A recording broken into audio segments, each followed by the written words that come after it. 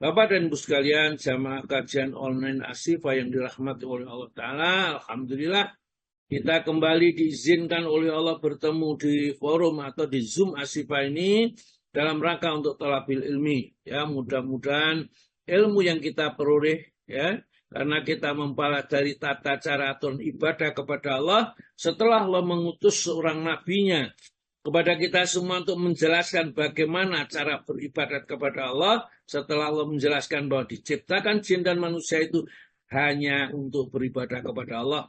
Nah, kita tidak akan tahu cara beribadah kalau tidak diberi contoh oleh Nabi.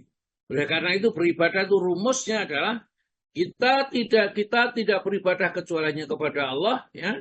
Kita tidak mengerjakan perintah kecuali yang diperintahkan oleh Allah, dan kita tidak mengerjakannya kecuali dengan yang dicontohkan oleh Rasulnya Muhammad Shallallahu Alaihi Wasallam. Itulah kalimat La ilaha illallah Muhammad Rasulullah. Ya, ibadahnya karena Allah, ya, karena perintah Allah, kemudian karena cintanya kepada Allah, dan mengerjakan sesuai dengan yang dituntut dengan oleh Rasulullah Muhammad Shallallahu Alaihi Wasallam. Baik, ya, ini yang membaca Quran Bu Ida. Ya, Bu Ida sudah rawuh. Assalamualaikum warahmatullahi wabarakatuh. Waalaikumsalam warahmatullahi Waalaikumsalam wabarakatuh. warahmatullahi wabarakatuh. Yeah. A'udzu billahi minasy syaithanir rajim. Tatajafa junubuhum 'anil madaji'i yad'una rabbahum khaufan wa tama'an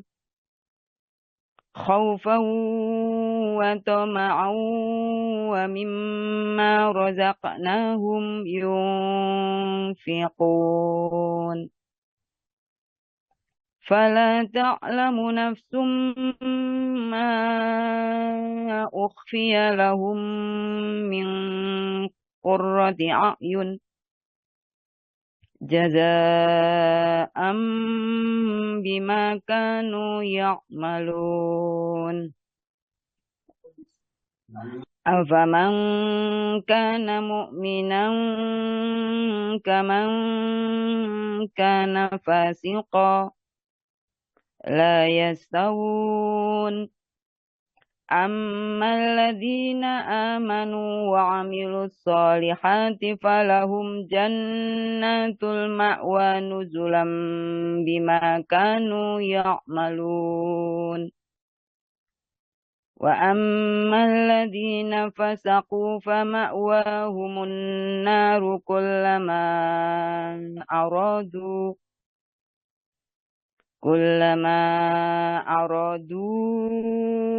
أن يخرجوا منها أعيدوا فيها وقيل لهم ذوقوا عذاب النار الذي كنتم به تكذبون ولنذيقنهم من العذاب الأدنى دون العذاب الأكبر لعلهم يرجعون. Aku berlindung kepada Allah dari godaan syaitan yang terkutuk. Lambung mereka jauh dari tempat tidurnya. Mereka berdoa kepada Tuhannya dengan rasa takut dan penuh harap. Dan mereka menginfakkan sebagian dari rezeki yang kami berikan kepada mereka. Maka tidak seorang pun mengetahui apa yang disembunyikan untuk mereka, yaitu bermacam-macam nikmat yang menyenangkan hati sebagai balasan terhadap apa yang mereka kerjakan. Maka apakah orang yang beriman seperti orang yang fasik atau kafir? Mereka tidak sama. Adapun orang-orang yang beriman dan mengerjakan kebajikan, maka mereka akan mendapat surga tempat kediaman, sebagai pahala atas apa yang telah mereka kerjakan. Dan adapun orang-orang yang fasik atau kafir, maka tempat kediaman mereka adalah neraka. Setiap kali mereka hendak keluar darinya, mereka dikembalikan lagi ke dalamnya dan dikatakan kepada mereka, rasakanlah azab neraka yang dahulu kamu dustakan. Dan pasti kami timpakan kepada mereka sebagian siksa yang dekat atau di dunia sebelum azab yang lebih besar di akhirat, agar mereka kembali ke jalan yang benar. Maha suci Allah dengan segala firman-Nya, Allah Maha Agung. Wassalamualaikum warahmatullahi wabarakatuh. Waalaikumsalam warahmatullahi wabarakatuh. Luar biasa sekali. Memang guru ya lain. Bacanya enak ya. Jadi membaca terjemahnya itu juga akan berpengaruh terhadap makna-makna yang terkandung di dalamnya. Kalau kita membacanya ya, baik membacanya Arabnya maupun bacanya terjemahnya itu ya, kurang pas, maka nanti juga akan ada ya seperti ada kurang begitulah ya dalam menyelami kandungan ayat-ayat Al-Qur'an ini. Baiklah ya, ayat 16 itu Allah setelah menerangkan hakikat orang yang beriman kepada Allah ya. Orang yang beriman kepada Allah itu kalau diingatkan dengan ayat-ayat Allah, dia langsung menyungkur sujud memuji Allah dan ia tidak menyombongkan diri. Setiap perintah Allah, setiap larangan Allah senantiasa siap dikerjakan bagi mereka yang beriman kepada Allah. Tidak hanya itu, nah, perintah-perintah yang sifatnya tidak ditekankan, tidak keras diperintahkan, atau istilahnya ibadah sunnah dikerjakan juga. Ya, pada ayat 16 yang dibaca tadi adalah orang beriman yang senantiasa menyempurnakan perintah-perintah Allah berupa perintah wajib, yaitu sholat wajibnya, puasa wajibnya, ya, haji wajibnya 1 kali, kemudian sedekah wajibnya yaitu bayar zakat, ya. Namun mereka mengerjakan sunnah-sunnahnya. Ini yang disebutkan pada ayat 16 sampai ayat yang ke 19 ini adalah mereka-mereka yang senantiasa taat kepada Allah, menjalankan perintah wajibnya sudah sempurna, kemudian ditambah perintah-perintah sunnahnya. Kata Allah apa? Memujinya, kata jaba junubum anil madhaji. Lambung mereka jauh dari tempat tidur. Maknanya semalam-malaman dia tidak tidur terus, ya. Innahum kanu qalilan minal laili ma yahjaun. Sesungguhnya mereka itu sedikit sekali tidur di waktu malam. Jadi bahasanya Al-Qur'annya tata jafa, mereka menjauhkan ya anil madhaji ya dari tempat tidurnya ya. Jadi mereka lambung mereka jauh dari tempat tidurnya. Ayat yang ke-16 ini tata jafa. Mereka menjauhkan junubum lambung mereka anil madhaji dari tempat tidur mereka. Untuk apa? Yad'una rabbahum, dia akan berdoa kepada Allah. Artinya mengerjakan sholat malam maksudnya. Yad'u rabbahum, ya, mereka berdoa kepada Rabb mereka khaufan wa tama'an, dengan penuh rasa takut, jangan-jangan amal kita itu yang sedikit itu masih tertolak di sisi Allah Ta'ala karena kurang ikhlas, dan jangan-jangan dosa-dosa yang kecil itu akan menjadi besar karena kita meremehkan. Jadi mereka khaufan itu dengan perasaan takut, wa tama'an, namun ya, setelah mengingat rahmat karunia besarnya yang diberikan oleh Allah kepada hambanya ini, mereka itu tama'an, banyak berharap akan ampunan diterimanya tobat mereka di hadapan Allah, sehingga ia layak untuk menempati rahmatnya yaitu surganya Allah. Wa mimma razaqnahum yunfikun. Jadi mereka itu di samping sholat malam senantiasa dikerjakan, ya, tidak henti-hentinya setiap malam lambungnya jauh dari tempat tidur untuk berdoa kepada Allah, ya, penuh rasa takut dan penuh harap. Wa mimma razaqnahum yunfikun, dan sebagian dari harta yang diberikan oleh Allah kepada mereka, yungfikuna, mereka senantiasa menafkahkannya. Inilah keuntungannya. Mereka diberi harta, yang hartanya itu dibawa ke akhirat, tidak ditinggalkan di dunia. Bolehlah kita tinggalkan sebanyak untuk barangkali anak kita, mungkin cucu kita. Tapi juga sebagian kita bawa ke sana. Orang yang diberi harta oleh Allah kekayaan ini di dunia, dan dia bisa memanfaatkan sesuai dengan perintah agama, zakatnya dikerjakan, infak sedekahnya dilakukan, maka dia nanti dimasukkan surga bersama dengan malaikat muqarrabin. Di dalam surga yang tinggi tempatnya. Namun mereka yang diberi harta kekayaan, kemudian tidak tahu bagaimana memanfaatkan harta kekayaannya, mereka akan berada di dalam neraka bersama dengan Korun, ya, bersama dengan Haman, ya, bersama dengan Fir'aun dan mereka-mereka yang dimasukkan oleh Allah ke dalam neraka ini. Kata Allah Ta'ala, ya, orang yang mempunyai sifat yang seperti disebutkan ayat 16 ini, lambungnya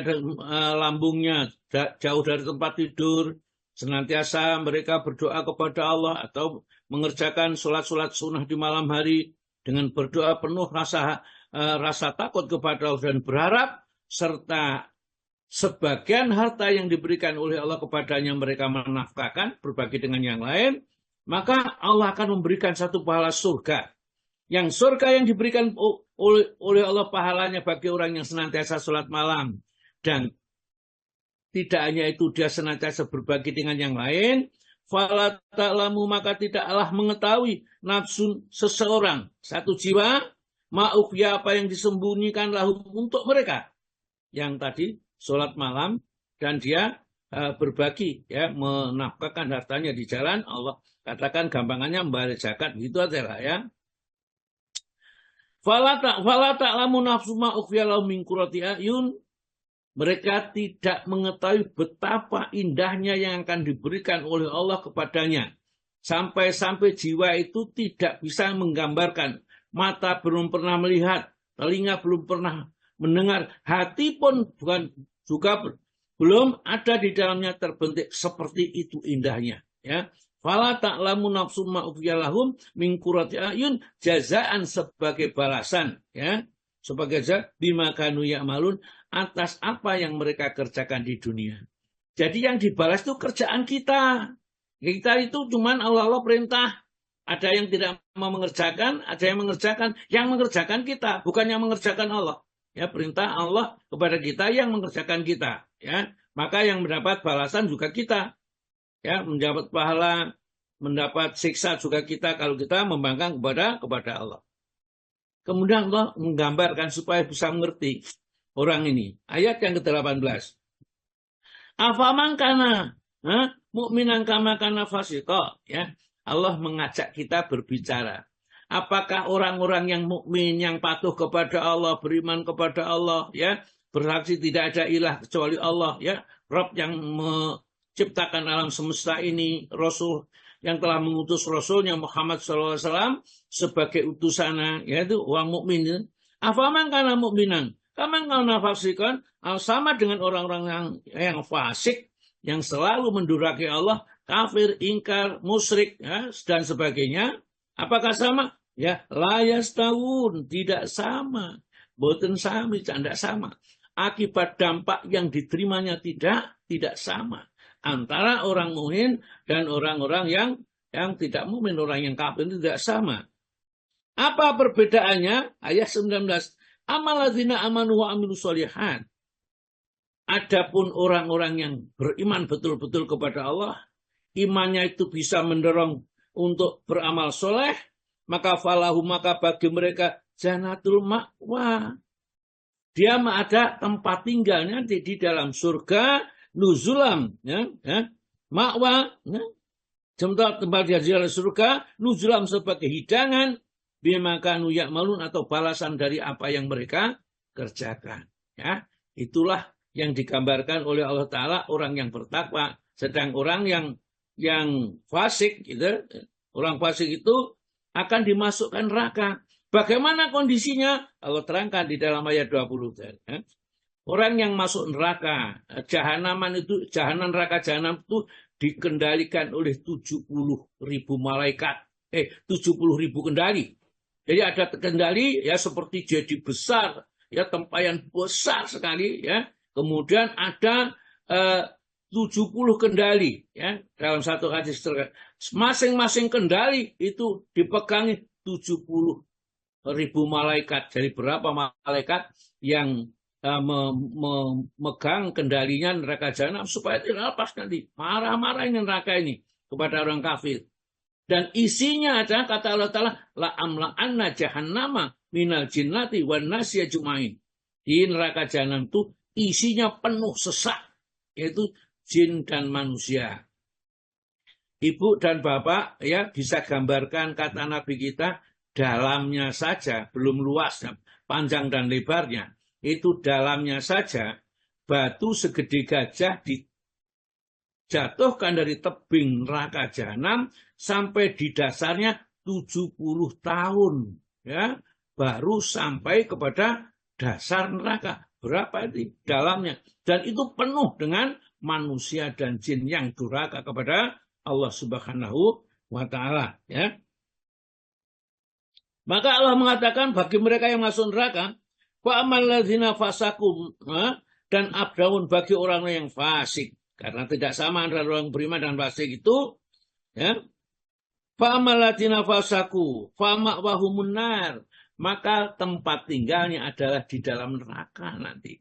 Kalau orang mukmin di dalam jannatul ma'wa, ya, surga tempat tinggal, kemudian orang fasik itu di dalam neraka, ya.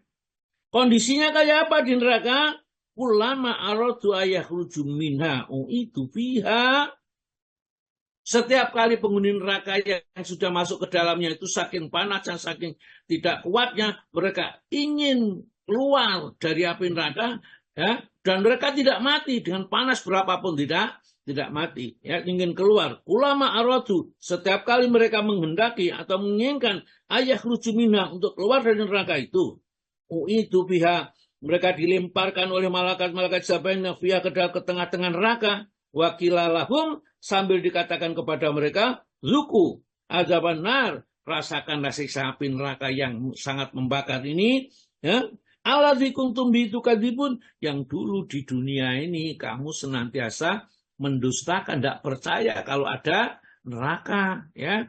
Katanya hidup ya sudah, ya, di dalam surat nomor 45 surat Al-Jasiyah 24, ya. Ya. Itu dia mengatakan mahya ila hayatuna dunya namutu wa nahya wa ma nahnu bimungsadi. Ya, mereka mengatakan bahwa hidup itu adalah hidup di dunia saja. Ya, kami mati dan kami hidup. Ya, wa ma yuhlikuna ila dahr, tidak ada yang membinasakan kita kecuali masa. Kalau masa sudah habis ya sudah itu. Wa mahum bidzalika min ilmin, mereka berpendapat seperti itu bukan dasar ilmu, ya, mereka dasarnya adalah menduga-duga saja. Maka di dunia itu diingatkan kita itu. Kata Allah Ta'ala supaya nanti tidak masuk neraka, kadang-kadang di dunia itu diberikan satu cobaan. Walanudhiqannahum, dan sungguh mereka akan kami rasakan, ya. Akan aku rasakan, tatkala di dunia, minal azabil adna, dari siksa yang rendah, siksa yang segera, siksa yang di dunia. Dunal azabil akbar, bukan siksa yang besar, neraka, bukan. Bukan siksa yang kubur yang menakutkan, yang mengerikan, bukan. Untuk apa? La'allahum yarji'un, supaya kalau mereka melakukan perbuatan-perbuatan maksiat itu segera bertobat dan kembali kepada Allah Subhanahu wa Ta'ala, supaya diampuni dosa-dosanya. Ini. Jadi kalau kita kadang-kadang kita baru melakukan sesuatu, ya, tiba-tiba kita kecelakaan atau apa peringatan dari Allah, mungkin ada dosa-dosa yang dulu kita kerjakan belum bertobat kepada Allah, atau kita akan melakukan satu perbuatan dosa yang itu akan lebih menghancurkan kita nanti di akhirat, maka diberi siksa yang dekat di dunia. Kata Allah, walanudhiqannahum minal azabil adna dunal adzabil akbar la'allahum yarji'un, supaya mereka kembali kepada jalan yang ya. Itu intinya ayat-ayat yang kita baca tersebut. Kita harus orang beriman, kita tetap di samping mengerjakan perintah wajib, yang diberikan, yang perintahkan oleh Allah, sholatnya wajib, zakatnya wajib, ya, zakat wajib dan semuanya yang dikerjakan, kerjakanlah amalan-amalan sunnah, ya. Ya, kalau wajibnya zakatnya dikerjakan, sedekahnya kita lakukan. Kalau kita puasa Ramadan sudah kita lakukan, kita puasa sunnah kita kerjakan semampunya. Nanti ada puasa Arafah, ya, puasa yang kita kerjakan, ya, pada saat orang-orang wukuf di padang Arafah. Wukuf itu hari apa? Bukan jam berapa, tapi hari apa orang semua haji itu wukuf di padang Arafah. Tapi kalau mereka wukuf itulah kita yang di luar Arafah itu disunahkan puasa 1 hari. Yang puasa itu dapat menghapuskan dosa 1 tahun yang telah lewat dan 1 tahun yang akan datang. Itu karena kemurahan Allah. Ya. Sekali lagi bahwa dosa-dosa yang saya sebutkan atau disebutkan dalam hadis atau Al-Quran yang diampuni itu bukan dosa besar. Tapi dosa-dosa yang kecil, yang itu menyebabkan kita harus dicuci di dalam neraka nanti. Dengan dihapuskannya, maka bersihlah kita dari dosa-dosa yang kecil, sehingga kita langsung, ya, tidak usah mampir ke dalam neraka, langsung masuk ke dalam surganya Allah Subhanahu wa Ta'ala. Sedang dosa-dosa besar bagaimana? Tobat dulu. Tobat yang sungguh-sungguh pada Allah, maka Allah pun akan mengampuni. Jadi dosa besar sudah tidak ada. Jadi syaratnya puasa menghapus dosa, haji menghapus dosa, umrah dan umrah menghapus dosa, puasa Ramadan menghapus dosa, majtanibu, selama ia menjauhi kabair, dosa-dosa besar. Jadi kalau dosa-dosa besar itu dijauhi, tinggal dosa-dosa kecil yang ada, maka akan terhapus dengan zikir, ya, dengan puasa Ramadan. Kemudian puasa-puasa sunnah itu akan lebih membersihkan lagi.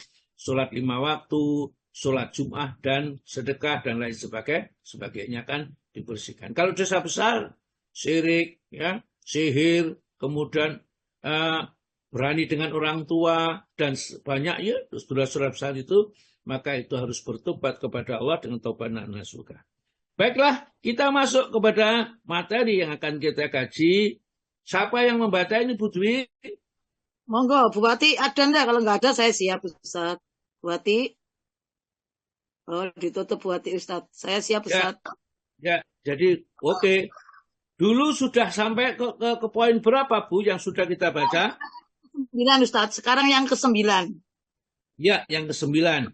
Ya, jadi ya supaya tidak lupa, atau mungkin yang baru ikut itu bisa mengingat kembali.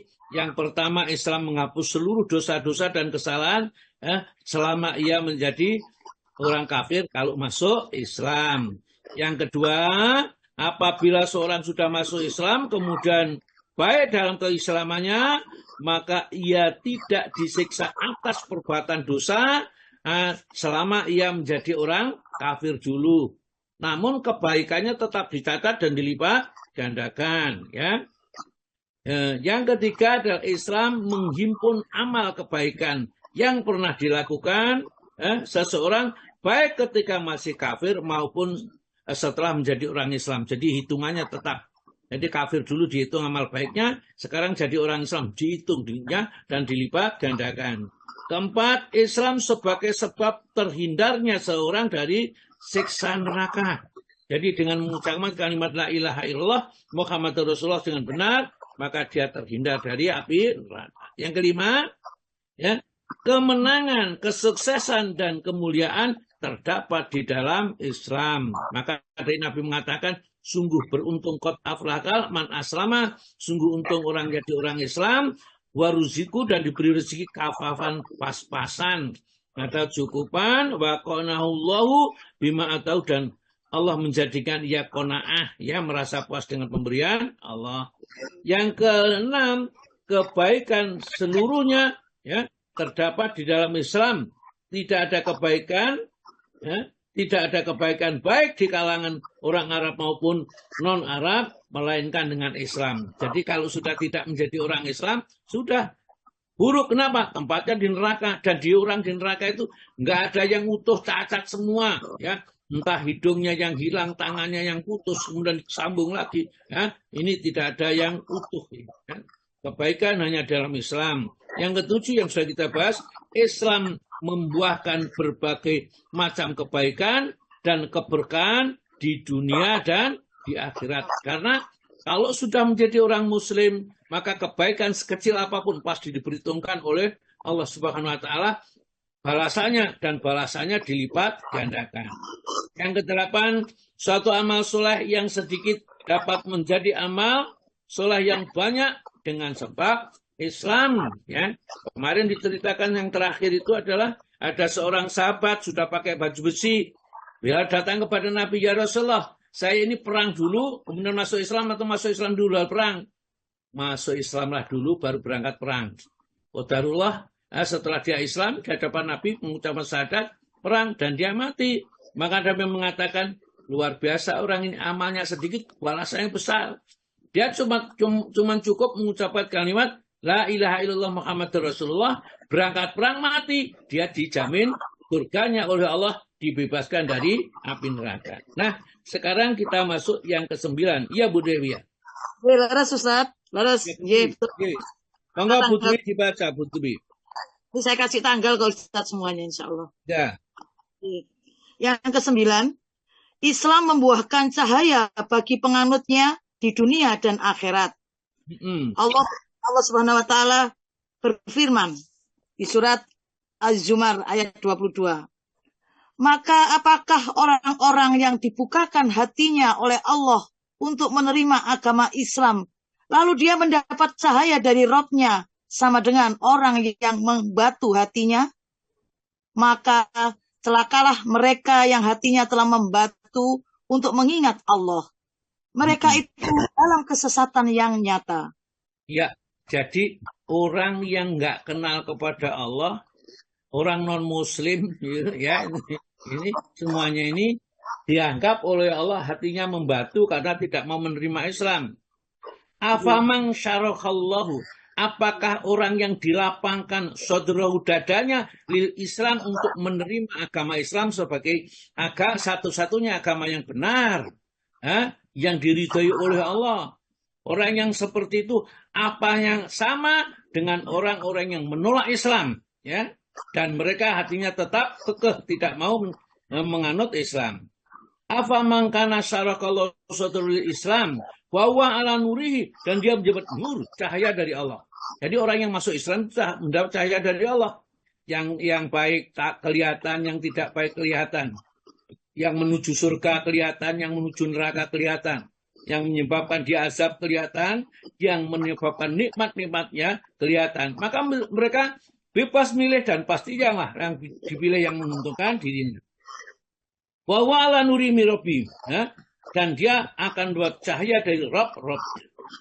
Apakah seorang yang mendapat cahaya dari Allah sehingga mereka mengerjakan kebaikan itu sama dengan orang yang hatinya membatu, hatinya tidak tersentuh oleh ayat-ayat Al-Quran, oleh firman-firman Allah, tidak takut kalau dipertakuti dengan neraka, tidak ingin masuk surga kalau ditawari dengan surga yang penuh kenikmatan. Apakah orang yang seperti itu sama dengan orang-orang yang hatinya bercahaya? Maka Allah Ta'ala, fawailul lil qasiyati qulubuhum, maka celakalah bagi orang yang keras hatinya, hati mereka membatu hatinya, min dzikrillah, dari ingat kepada Allah, nggak mau sholat, nggak mau puasa, nggak mau apa saja perintah, karena Allah dia menolak ini. Ulaika, mereka itu fi dzalalim mubin, itulah orang yang dalam kesesatan yang nyata. Kalau kita melihat orang yang tidak sholat itu jelas orang yang sesat. Hanya saja kita tidak boleh memvonis orang itu pasti masuk neraka. Enggak. Ya, kenapa? Kita nggak tahu dalam perjalanan hidupnya ini dia nanti akan menjadi orang Muslim atau tetap kafir, mati dalam kekafiran. Atau orangnya bahkan sekarang itu kelihatannya seperti ustadz, seperti orangnya luar biasa. Ini apakah ada jaminan bahwa tatkala mereka nanti meninggal dunia itu menjadi tetap mukmin? Kalau memang tetap mukmin, ya ada janjinya memang surga. Tapi kalau berubah, ya seperti ada dikisahkan di dalam surat Al-A'raf ayat 75-76 ini, ya, namanya Barsiso ini orang yang alim besar, ya, muridnya sudah ribuan, tapi di penghujungnya dia tergelincir, ya, karena dibisiki atau ditipu oleh orang-orang itu dengan harta kekayaan. Akhirnya dengan mendoakan dengan doa, ya, kepada Nabi Musa supaya Nabi Musa mendapat kecelakaan. Tapi doanya itu mantul kepada dirinya sendiri, akhirnya dia sendiri yang binasa. Kapan-kapan kita bahas. Ini di dalam poin 9 itu, Islam membuahkan cahaya bagi penganutnya. Jadi orang yang berislam hatinya bercahaya. Bahkan di dalam surat nomor 125, surat nomor 6 ayat 125, maka Butwi. Yes, Ustaz. Surat nomor 6, siap, Ustaz. Surat Al-An'am. Ayat 125, Ustaz. Ya. Oke. Bismillahirrahmanirrahim.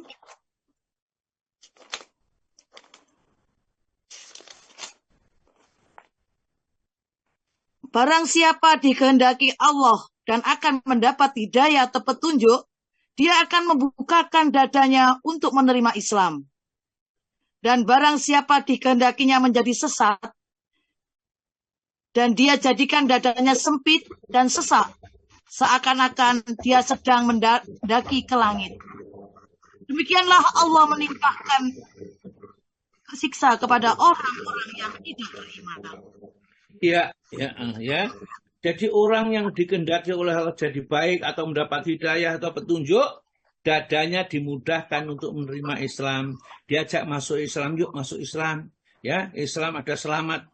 Kalau kamu masuk Islam dengan benar, pasti jaminannya surga. Karena ajaran Islam, ajaran yang mudah dipraktekkan, jelas cara mengerjakannya, dan mudah dilaksanakan. Ya, ini adalah Islam.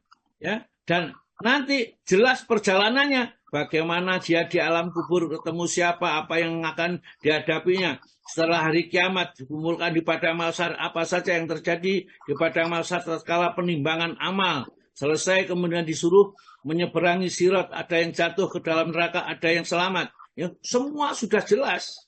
Sampai yang masuk surga pertama kali siapa?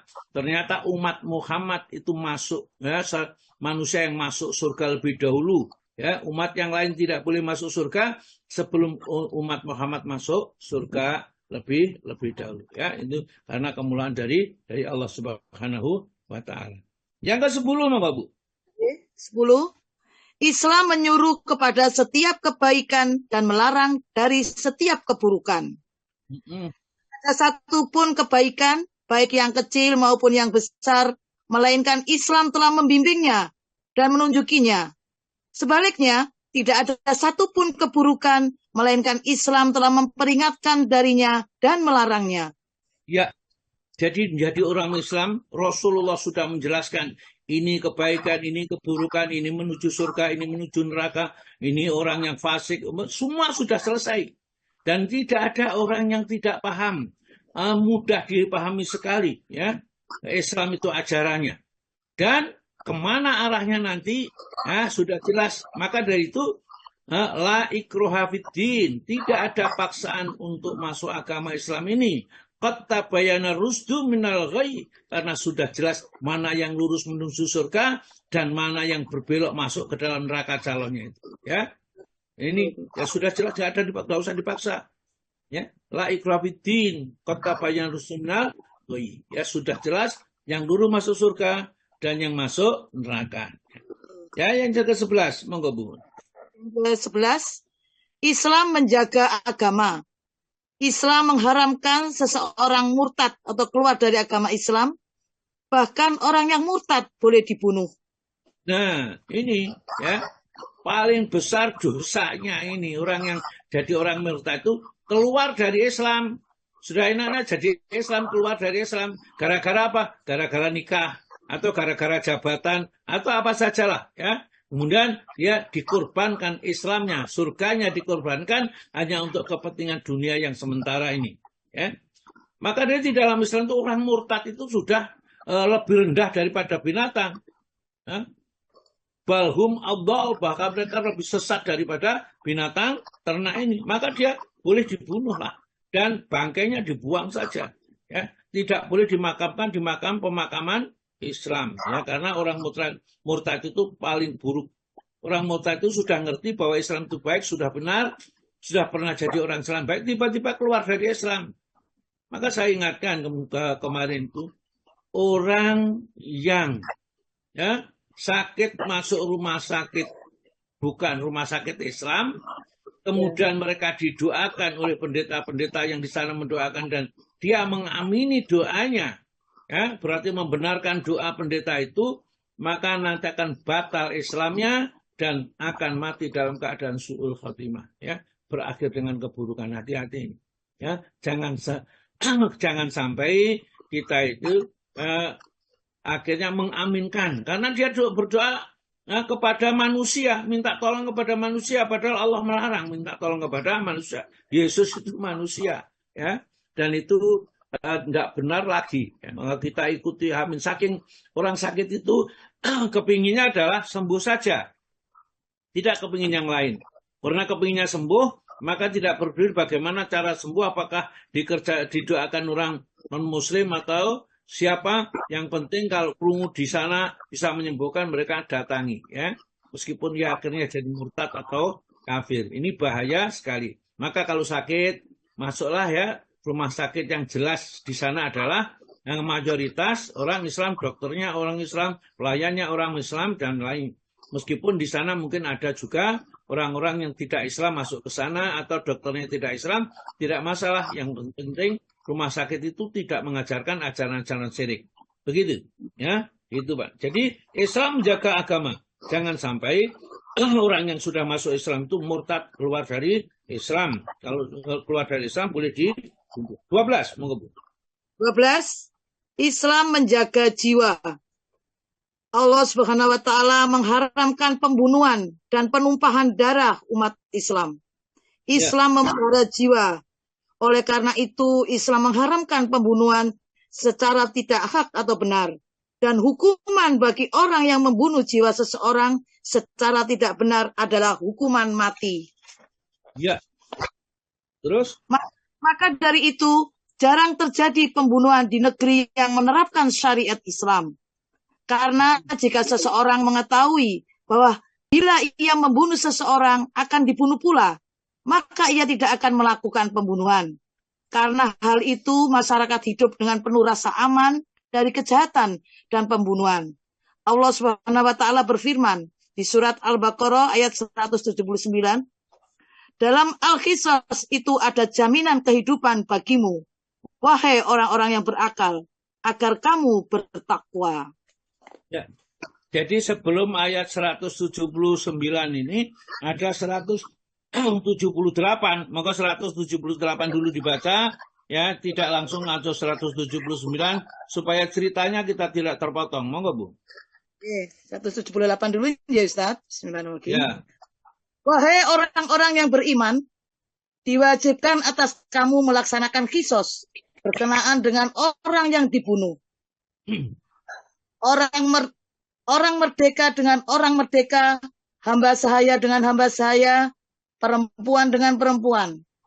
Tetapi barang siapa memperoleh maaf dari saudaranya, hendaklah dia mengikutinya dengan baik dan membayar diat atau tebusan kepadanya dengan baik pula. Yang demikian itu adalah keringanan dan rahmat dari Tuhanmu. Barang siapa melampaui batas setelah itu, maka ia akan mendapat azab yang sangat pedih. Lalu ayat yang 179. Ya, dan dalam kisah itu ada jaminan kehidupan bagimu, wahai orang-orang yang berakal, agar kamu bertakwa. Ya, jadi di dalam Islam ini orang membunuh dibalas dibunuh. Wanita ya dengan wanita, yang membunuh wanita yang harus dibunuh, dikenai bunuh juga wanita, ya. Orang merdeka, kalau budak yang bunuh ya budak, nggak boleh melampaui batas, ya. Kemudian kalau mungkin tangannya yang diputuskan orang lain harus membayar dengan tangannya. Itulah hukum-hukum Islam. Dengan hukum seperti itu, maka dunia jadi damai. Tidak orang itu gampang menghilangkan nyawa orang lain.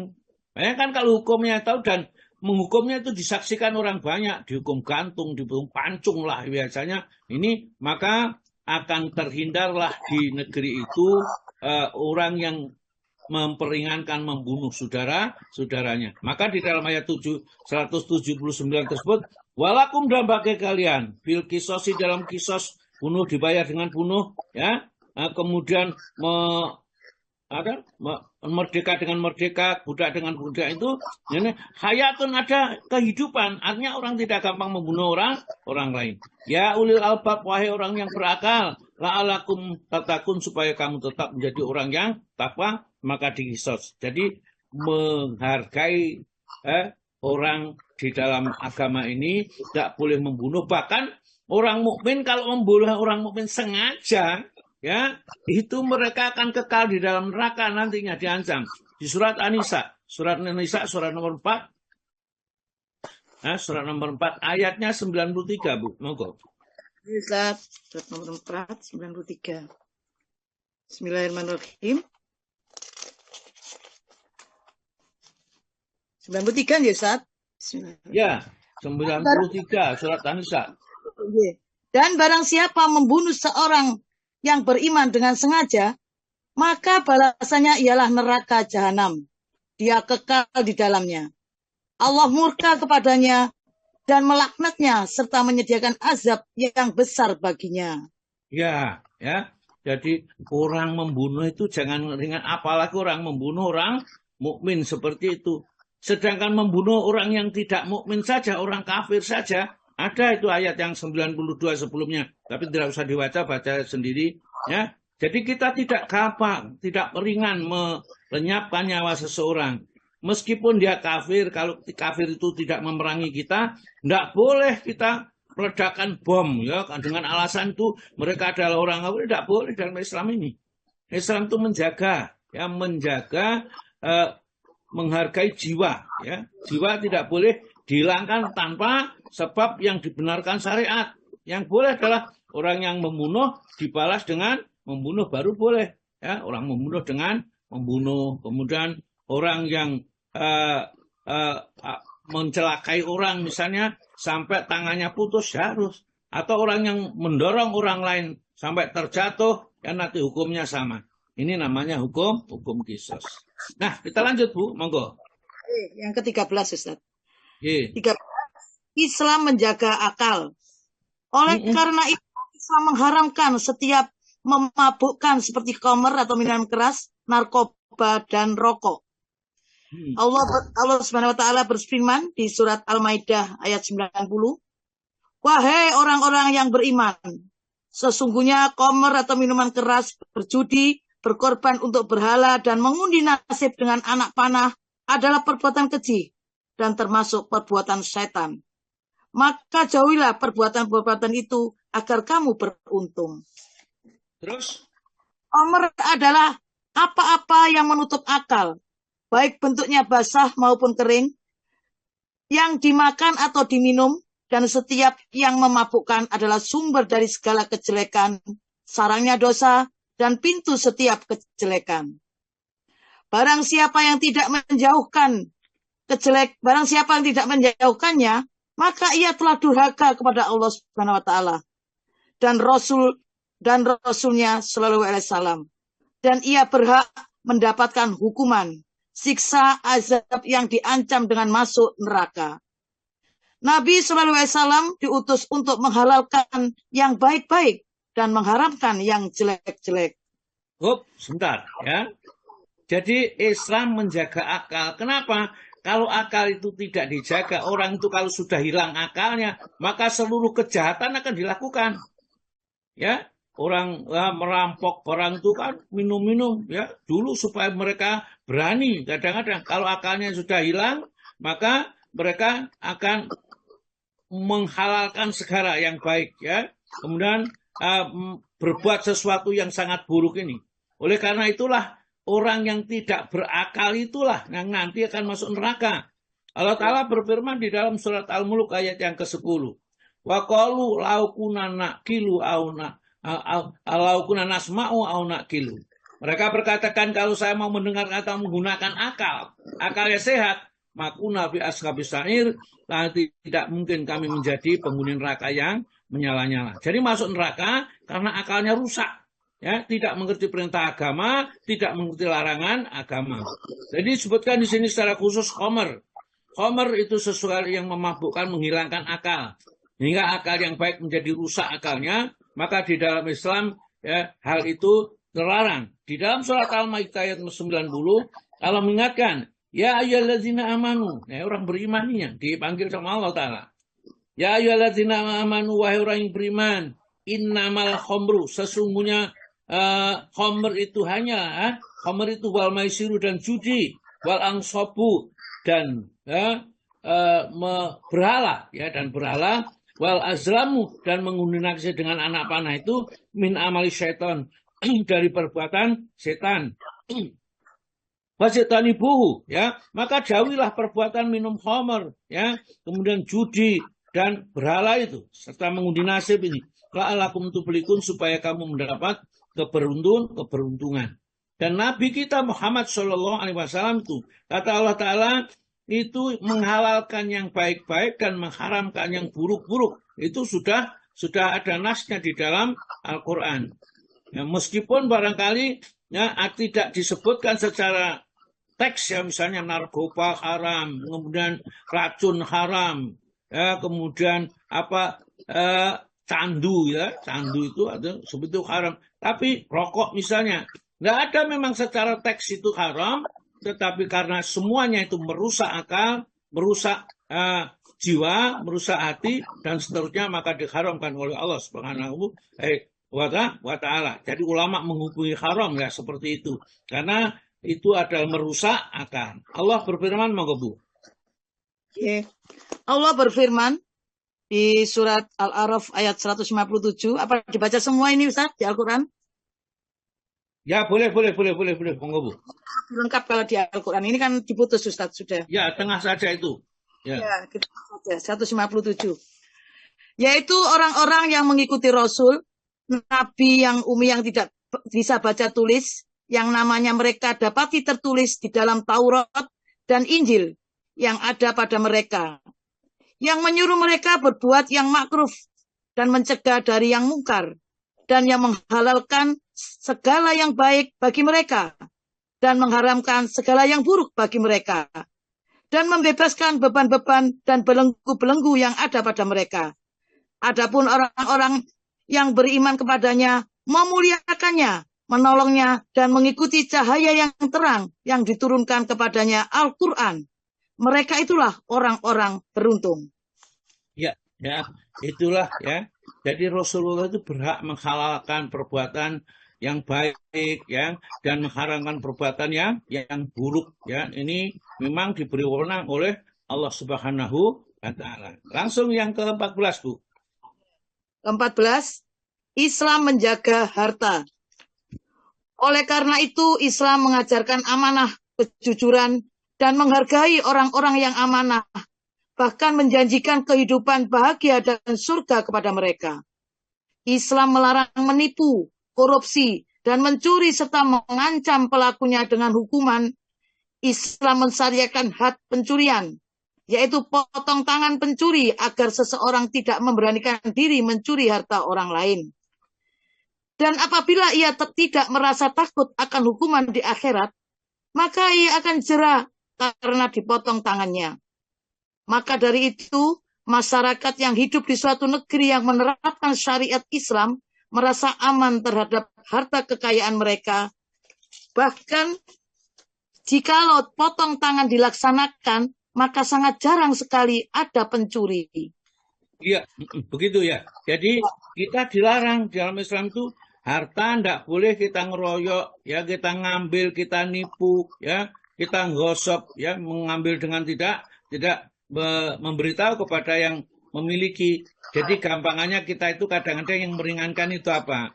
Ke masjid kita moro-moro bawa sandalnya orang, tidak pakai bilang kepada yang mempunyai, itu namanya gosok itu, ya, dosa, meskipun barangkali tidak termasuk dosa besar, itu dosa kecil, ya.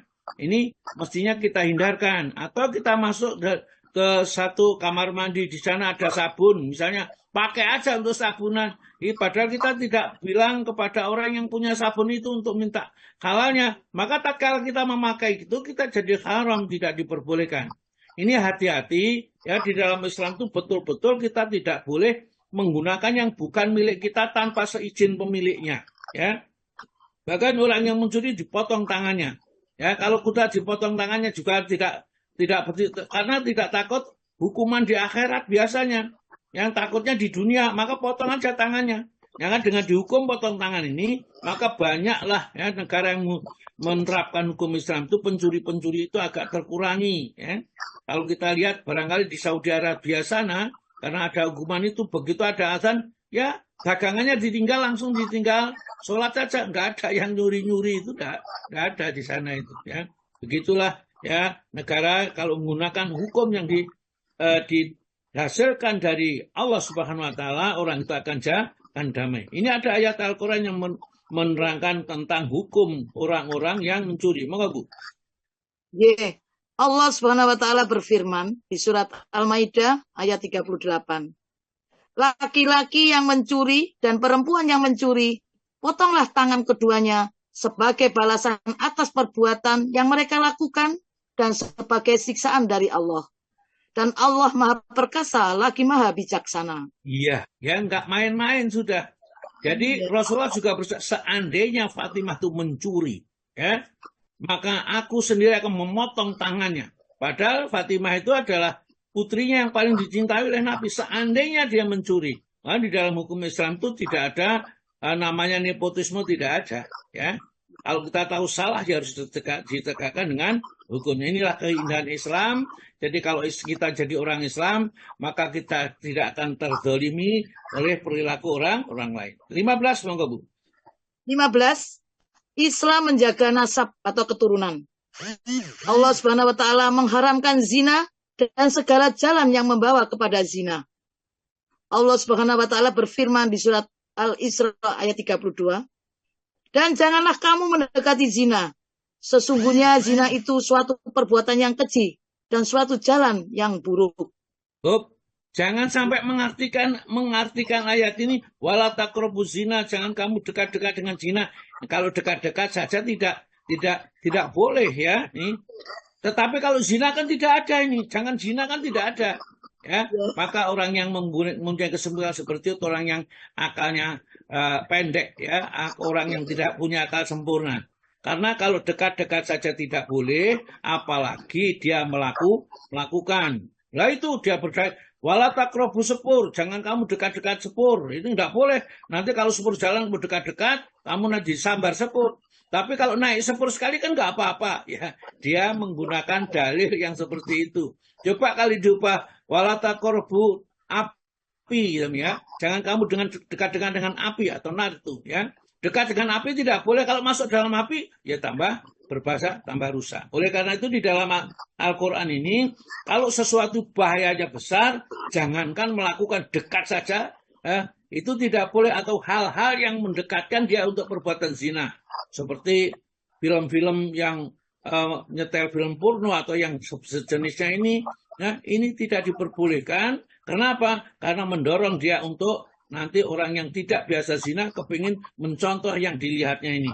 Ini kita dilarang. Innahu sesungguhnya zina itu karena fahisatan adalah perbuatan keji, wasa'a sabila, dan jalan yang paling buruk. Jadi orang berzina itu jalannya perbuatan keji dan jalan yang paling buruk, maka kita disuruh menjauhi, dekat saja tidak boleh. Nah, di dalam Islam nggak ada pacaran itu sebenarnya. Ya, kalau kita dulu pacaran, ya belum Islam. Nah, Islamnya belum kafah, ya. Karena nggak ngerti barangkali pacaran, ya. Sebenarnya tidak boleh, pacaran juga tidak boleh, apalagi ya sampai mohon maaf itu ciuman dan lainnya tidak boleh, sudah dosa ini. Hanya dosanya ya bukan termasuk dosa besar, karena tidak sampai berzina. Kalau dosa besar, ya itu berzina. Dan kalau seperti itu pun juga harus bertobat dengan tobat yang sungguh-sungguh supaya dihapuskan dosa-dosanya. Terus 15, Bu. Allah Subhanahu wa taala juga berfirman di surat An-Nur ayat 2, perempuan yang berzina dan laki-laki yang berzina, maka deralah masing-masing seorang dari keluarganya 100 kali dera, dan janganlah rasa belas kasihan kepada keduanya mencegah kamu untuk menjalankan agama Allah. Jika kamu beriman kepada Allah dan hari akhirat, dan hendaklah pelaksanaan hukuman mereka disaksikan oleh sekumpulan dari orang-orang beriman. Ya, Ibu Dwi membacanya jika itu tidak naik ke atas, Bu, ya. Itu karena satu kalimat, ya. Nanti kalau kita naikkan jadi seakan-akan berbeda ini, alurnya itu berbeda, ya. Azaniatu wazani, perempuan-perempuan yang berzina dan laki-laki yang berzina. Fazlidu, maka cambuklah kula wahidin minhuma, seorang dari keduanya ini mi'ata jaldatin, ya, 100 kali cambuk, ya. Jadi laki-laki dan perempuan yang berzina itu disuruh mendera 100 kali cambuk. Wala ta'khudhukum bihima rufatan, jangan merasa kasihan kepada keduanya. Bidinillahi, di dalam rangka menjalankan hukum Allah. In kuntum tu'minuna billah, kalau kamu memang benar-benar beriman kepada Allah, wal yaumil akhir, dan beriman kepada hari akhir. Jadi kalau kita memang orang beriman kepada Allah dan hari akhir, tak kala ada orang berzina itu harus didera 100 kali. Enggak boleh ada kasihan. Enggak ada, ya. Enggak ada kasihan. Dan yang penting tadi di sini, wal yashhad, dan persaksikanlah azabahuma, untuk menghukum keduanya dengan cambuk itu, ta'ifatum minal mukminin, sekelompok orang mukmin. Jadi kalau menghukum had, ya, cambuk 100 kali di depan masjid atau di depan tempat yang ramai, supaya disaksikan kepada orang banyak, supaya dia ada jerah, ya. Kalau enggak itu tidak ada jerah, karena setan itu mengajak kepada perbuatan keji dan perbuatan mungkar. Itulah Islam menjaga nasab. Kalau dibiarkan nanti, maka itu kan kalau kita lihat yang paling tahu siapa, ya, ayah kita, ya, ayah kita itu ibunya lah, ya. Jadi ibu kita yang paling tahu kita ini siapa ayahnya, apa ayah yang suami ibu yang sekarang atau yang lain, itu hanya ibunya yang tahu. Maka itu laki-laki itu dianjurkan cemburu, ya, tidak boleh begitu saja membiarkan istrinya di luar dengan laki-laki lain, tidak boleh sama sekali, harus cemburu. Ini bukan wanita yang cemburu, laki-laki yang cemburu. Tapi yang terjadi, yang banyak cemburu adalah wanita, bukan laki-laki. Kenapa? Karena yang tahu ayahnya seseorang itu adalah ibunya saja. Sang yang pasti siapa ayahnya kecuali Allah tentunya, ya. Allah yang maha atas. Yang ke-16, tinggal terakhir 16, Bu. Monggo. 16, Islam menjaga kehormatan. Allah Subhanahu wa taala mengharamkan menuduh orang baik-baik sebagai pezina atau dengan tuduhan-tuduhan lainnya yang merusak kehormatannya. Allah Subhanahu wa taala berfirman di surat An-Nur ayat 23 sampai 24. Sesungguhnya orang-orang yang menuduh wanita-wanita yang baik-baik, yang lengah dari beriman dengan tuduhan berzina, mereka dilaknat di dunia dan di akhirat, dan bagi mereka azab yang besar. Pada hari ketika lidah, tangan, dan kaki mereka menjadi saksi atas mereka terhadap apa yang dahulu mereka kerjakan. Allah Ya sudah langsung semuanya, Bu, baca dulu. Terakhir Ustaz Nji. Allah Subhanahu wa taala berfirman di surat Al-Ahzab ayat 58. Dan orang-orang yang menyakiti orang-orang mukmin, laki-laki dan perempuan tanpa ada kesalahan yang mereka perbuat, maka sesungguhnya mereka telah memikul kebohongan dan dosa yang nyata. Rasulullah SAW bersabda, sesungguhnya darah kalian, harta benda kalian, kehormatan kalian, haram atas kalian seperti terlarangnya hari ini, bulan ini, dan negeri ini, hendaknya yang hadir menyampaikan kepada yang tidak hadir.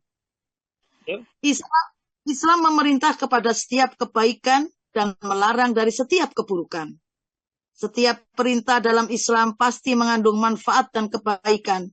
Dan sebaliknya, setiap larangan dalam Islam pasti pada sesuatu yang dilarang tersebut mengandung kerugian dan kejelekan. Oleh karena itu, setiap perintah dan larangan Islam termasuk di antara keindahannya. Iya, ya. Kita diperintahkan sholat itu Allah gak butuh sholat kita. Kita diperintahkan puasa, Allah nggak butuh puasa kita. Kita yang butuh. Ya kan? Ya. Kalau kita sholat, jiwa kita tentram, hati kita damai, ya, rezeki kita dimudahkan oleh Allah Ta'ala, ya, kesalahan-kesalahan antar keluarga itu dijauhkan. Ini kalau kita mengikuti perintah Allah. Sebaliknya, kalau larangan Allah dilanggar, maka akan keguncangan jiwa, ya, ketidaktenangan hati itu akan terjadi di dalam diri manusia. Itulah keindahan Islam. Semua perintah Allah itu adalah untuk kepentingan hambanya. Demikian juga semua larangan Allah itu adalah untuk menyelamatkan manusia atau hamba Allah itu dari kehancuran yang fatal. Ya, sampai di sini sementara dulu. Kita lanjutkan sampai B ya Bu ya. JB. Ya, mudah-mudahan kita nanti bisa melanjutkan ini keindahannya perintah-perintah Allah, nanti keindahan larangan-larangan Allah yang kita baca. Baiklah, monggo saya serahkan.